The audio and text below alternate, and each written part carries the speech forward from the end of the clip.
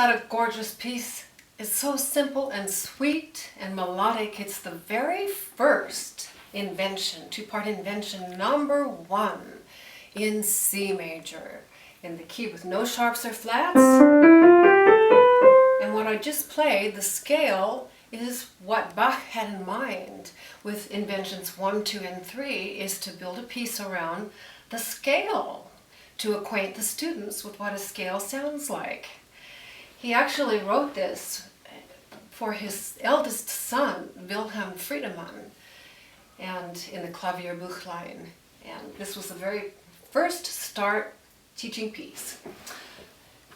The opening subject sounds like that. And it actually can be broken down into 2 components. The first 4 notes going up, and then the next 4 doing a little zigzag pattern. And then the tail is what's used for some of the key cadences, but the bulk of the piece is built on just the ascending 4 notes and the broken thirds. And we're going to see how he uses that. How could you build a whole piece on that? And we're going to find out right now. So we have a 2-part invention, 1 voice for the right hand and 1 voice for the left. And the purpose of this, as Bach stated, is to play cleanly in 2 parts and to acquire a taste for the elements of composition, which we're going to get into. There are many in this. So we're going to start the right hand on the 16th note rest. This is crucial to play this. Take a little breath. Up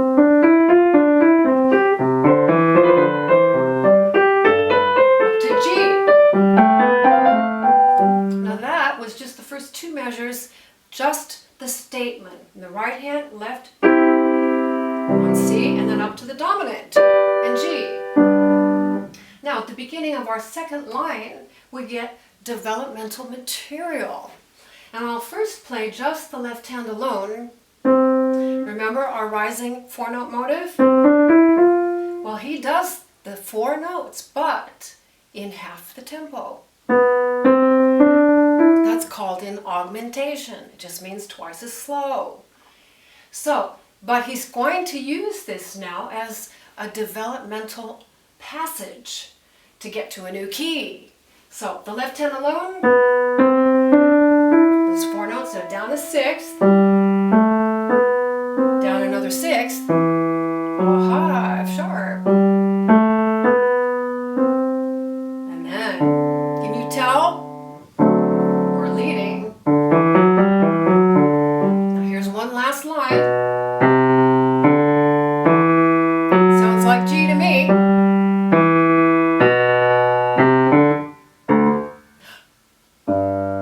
Sure enough, we have modulated to the dominant, to G major. Now what he does with the right hand, he takes the same 4 notes, but he's got them coming down instead. That's called inverted. Same tempo, the 16th notes, but they're going downward. So the whole piece is going to have the 4 notes either going up, like in the original form, or down. Anytime they go down, we know they're inverted. So the right hand alone in measure 3, this is a sequence. It's the same pattern, coming down, and it's always modulatory. Gets us to a new key. It's also developmental. Here it is. Very beautiful. Everything's built on the offbeat. 4 of them.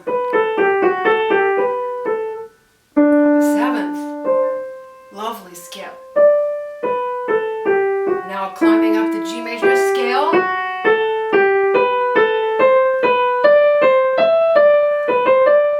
I love that part. So beautiful. What I recommend here, this right hand alone, block these.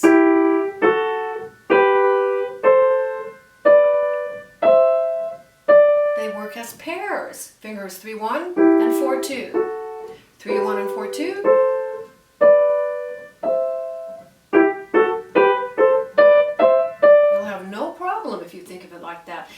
out the lower voice a little bit more. It's lovely that way. Now this ornament, notice I'm on the beat. All ornamentation in the Baroque period has to come on the beat, not before like in the Romantic style. Now if I put my hands together, measure 3, listen to this beautiful dialogue.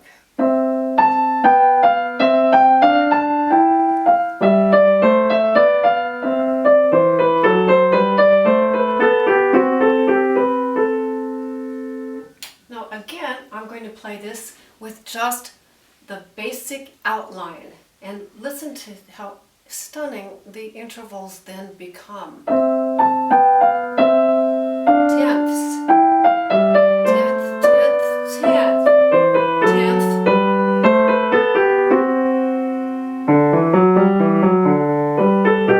Tenth, tenth, tenth.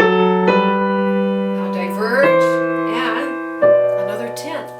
An octave away. That's really a third, plus an octave, plus another. It's a big distance.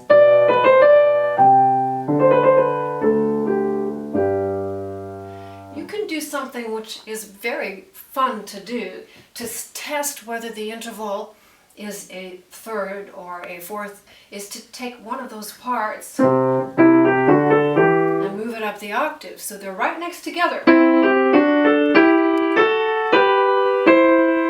And you can hear very clearly then what the interval is. So.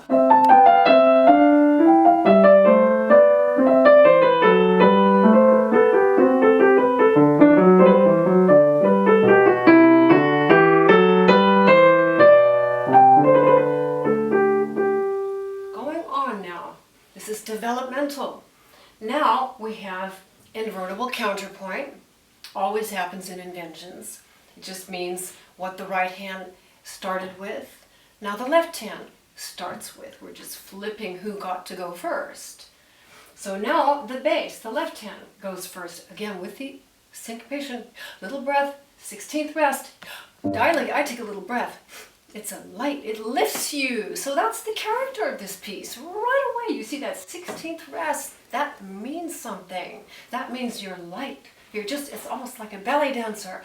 Assume the position.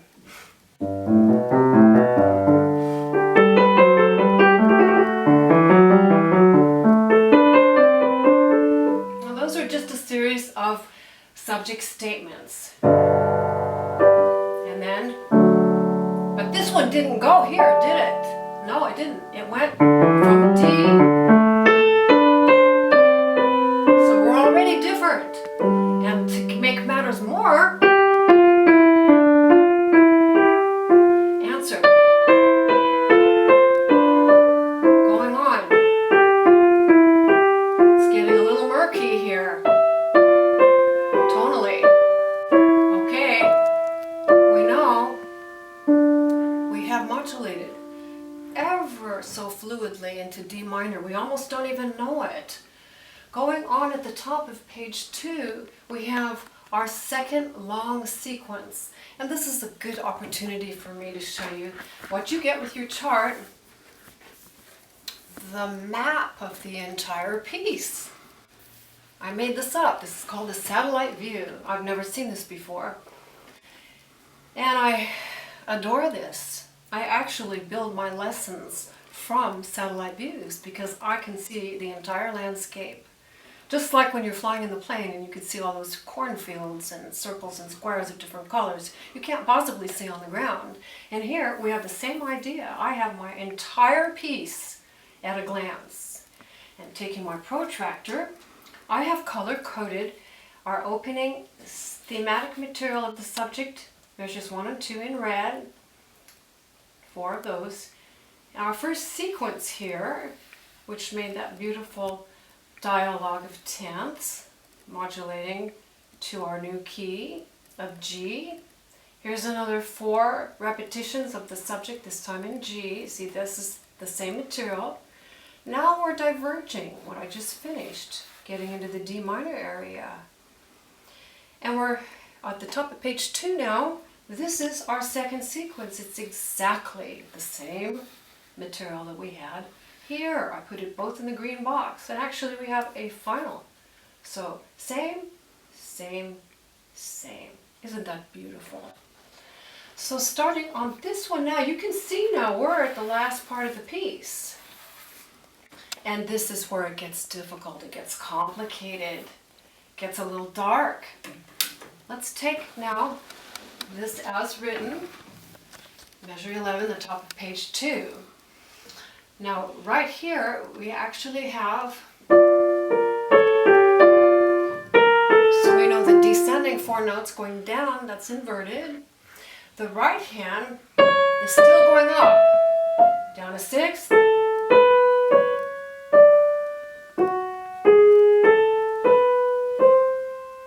it's so beautiful. Notice the 4, down a 6th, down a 6th, now a long one. That was just like the left hand on measure 3. Down a 6th, and now a long one. Identical material. Now the left hand has the same material.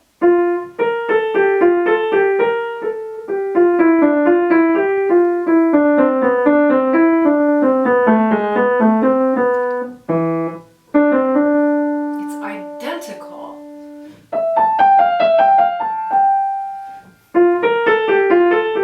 It's just no.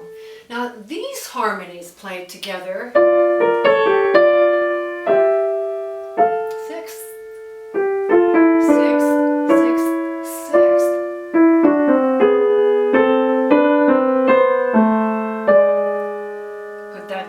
You can see it's a diminished 5th, not the 10th anymore. Now right here is the absolute most challenging part of the piece, because it's the only place in the piece that has non-stop 16th notes. So slowly I have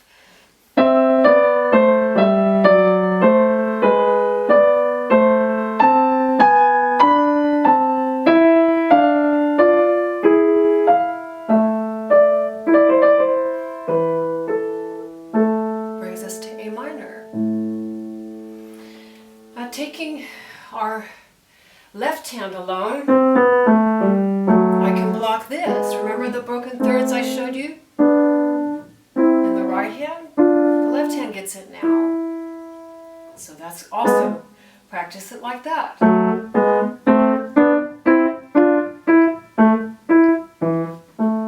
Lovely. Right hand at that same spot. Up a 6th. To A, C, and say to yourself A, so you don't miss it. Down to E, down a 4th. Eyeball the G sharp. Another diminished 5th. Up a 7th. To F. See, it's hard. That's a minefield there. So you really want to know it. You've got to play this with your eyes closed. Then you know it. I always ask my students, okay, now eyes closed. If they can do it that way, they know it. Okay, so I want to do this again. I can't recommend this enough.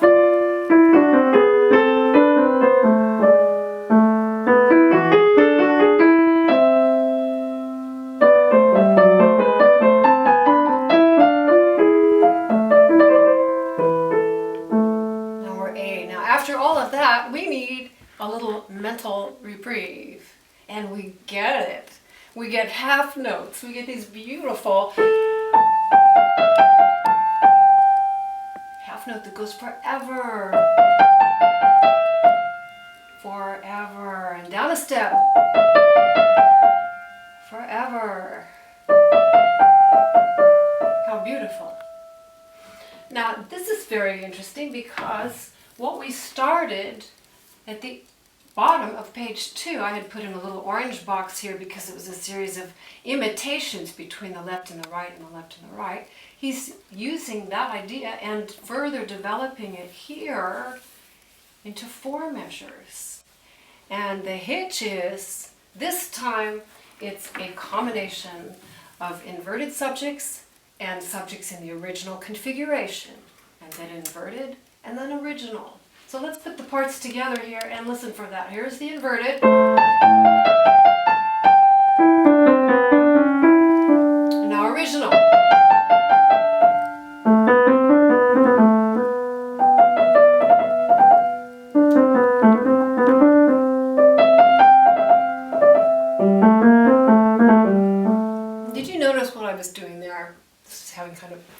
there playing around, and that's what the performers got to do in the time.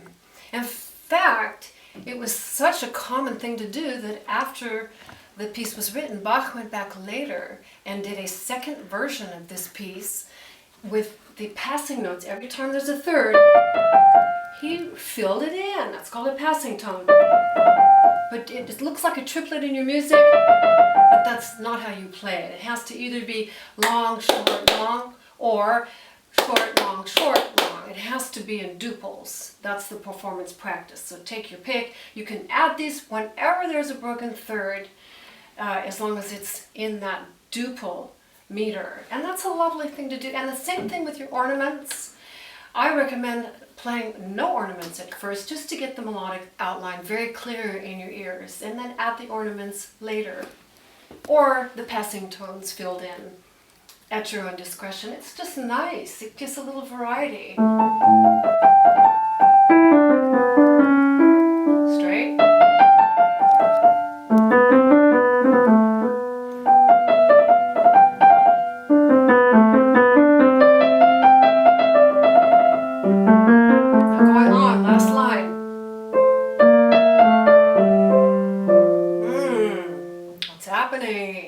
Very interesting here.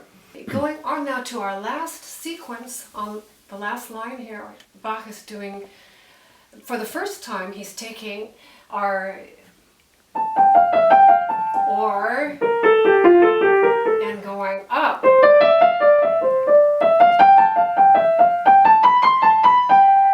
So it's in the original subject form. Starting on C. Now this is really remarkable what he's doing. Remember, it's built around the C scale. So he starts on C. One more. 2. High C. There's a C. So he's really going from C to C and back down.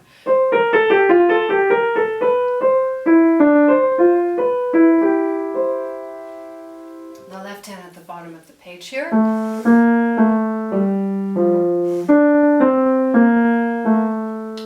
These also are going downward. The other 2 times they went up. So both of these parts now are the reverse in this green box, the final green box. Whatever direction the 2 hands went in the first 2 greens is reversed here. So study that. That's a very wonderful touch he's done there. Get you to pay attention to the elements of composition. So, that's pretty far away, isn't it? What is that interval? Okay, we'll do my suggestion. Bring this up an octave. You can see, oh, it's a 6th.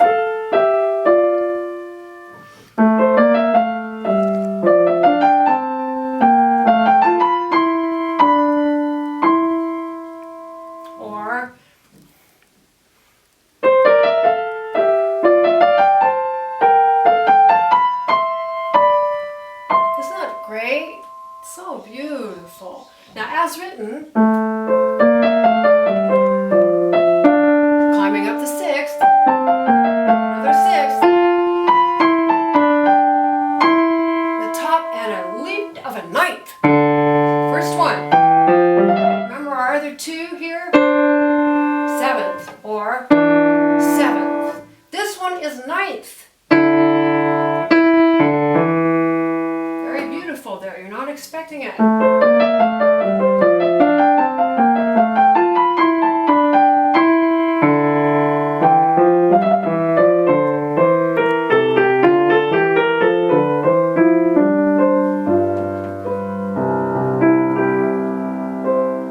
Simple C major. There's one more thing I want to point out that I found very clever. I really think this is a perfect piece, a perfect starting piece. He's actually going on the circle of fifths. Our opening key is in C. And by the time we get to our development section here, oh, notice here, I meant to point out to you that the piece is really built in 3 sections. The A section, the B section, which begins on the G, the dominant, This is, so here's C, G, up 5 notes to G, up 5 notes to D, which we have right here, top of page 2, and which we have here. So he's going up the circle of fifths and then dropping to F, G, and C. That's very interesting too. And I also want to point out the absolute proportions here. Aside from our opening 2 measures, we have 4, 4, 4, 4, and 4. It's a balanced piece. It's really a perfect piece. So this is the beginning for you of your wonderful journey through the 15 two-part inventions, and then as you progress and climb up the mountain, you'll start your 3-part inventions, 15 of those. But what a wonderful cycle and what a wonderful journey for you. So it all begins with the first step. So here it is, C major invention number 1. Thank you.